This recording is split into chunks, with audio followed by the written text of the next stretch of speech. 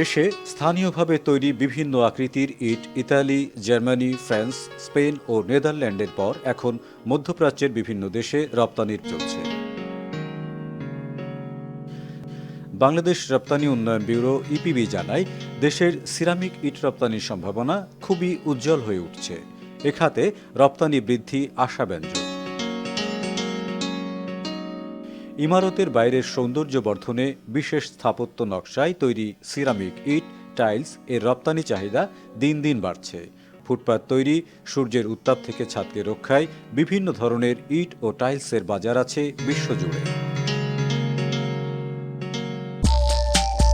সুখবর প্রতিদিন।